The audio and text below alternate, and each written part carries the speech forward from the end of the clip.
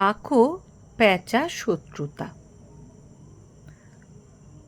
গল্পটি পঞ্চতন্ত্র থেকে নেওয়া হয়েছে। বিশাল বন, সেই বনে কত জন্তু জানোয়ার বাস করে। নানা জাতের নানা রঙের পাখিও বাস করে অগুন্তি। পাখিরা একদিন বনের মধ্যে এক জায়গায় জড়ো হলো। তাদের মধ্যে বুড়ো এক টিয়া পাখি লাল ঠোঁট নেড়ে বলল, দেখো, মানুষদের রাজা আছে, জানোয়ারদের রাজা আছে, কিন্তু দুঃখের কথা, আমাদের এই পাখিদের কোনো রাজা নেই। বিপদে আপদে রাজাই তো রক্ষা করে, তাই আমাদের একজন রাজা থাকা দরকার। বাপ ঠাকুরদার কাছে শুনেছি বহু যুগ আগে আমাদের গরুড় ছিলেন আমাদের রাজা। তাকে তো আমরা চোখেও দেখিনি, শুনছি নাকি এখন বৈকুণ্ঠে থাকেন। বিপদে আপদে তার কাছ থেকে সাহায্য পাওয়ার কোনো আশা নেই। এখন আমাদের উচিত নিজেদের ভিতর থেকেই কাউকে রাজা করা। টিয়া পাখির কথাটা কেউ অগ্রাহ্য করতে পারল না। কিন্তু রাজা করা হবে কাকে? রাজা হতে গেলে কি কি গুণ থাকা দরকার? কার মধ্যে সেই গুণ আছে? এই সব প্রশ্ন নিয়ে নেতা গোছের পাখিরা অনেকক্ষণ ধরে আলোচনা করলো। শেষ পর্যন্ত ঠিক হলো, পাখিদের মধ্যে জ্ঞানী, বুদ্ধিমান এবং গম্ভীর তাকেই রাজা করতে হবে। এই তিনটি গুণ প্যাঁচার মধ্যেই তারা দেখতে পেল। কাকেরা আপত্তি জানালো, তাদেরটা ভূষুণ্ডি তখন সেখানে ছিল না। অন্যান্য পাখিরা তাই কাকেদের আপত্তি গ্রাহ্য করল না। তারা বলল, প্যাঁচাকেই রাজা করা হোক। রাজা হবার কথা শুনে পেঁচা আর পেঁচি আহ্লাদে আটকানা হয়ে সিংহাসনে গিয়ে বসল।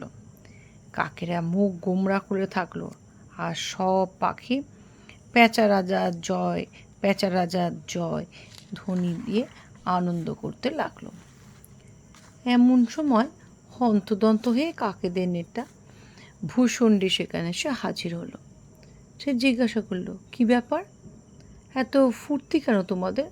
বক গলা বাড়িয়ে বলল, ভূষণ্ডী দাদা, প্যাঁচা মশাই আমাদের রাজা হয়েছে, তাই সবাই মিলে আনন্দ করছি।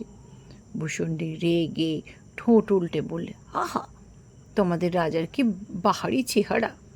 মানুষেরা পর্যন্ত কেউ কুৎসিত দেখতে হলে তুলনা দিয়ে বলে প্যাঁচার মতন মুখ। সত্যি তোমাদের পছন্দ বটে, তার উপর প্যাঁচা মশাই দিনের চোখে দেখেন না। এরকম দিনকানা কুৎসিত অলক্ষণে পেঁচাকে আমরা রাজা বলে মানতে পারি না। ভূষণ্ডীর কথায় কাকেরা কা কা করে সায় দিল। চারিদিকে কা কা কিচিরমিচির বাদ প্রতিবাদ শুরু হয়ে গেল। চড়ুই, শালিক, টিয়া এরা প্যাঁচার পক্ষ নিয়ে ভূষণ্ডী দাদাকে বোঝানোর অনেক চেষ্টা করলো। তাতে ভূষণ্ডী দাদা আরও রেগে গেল।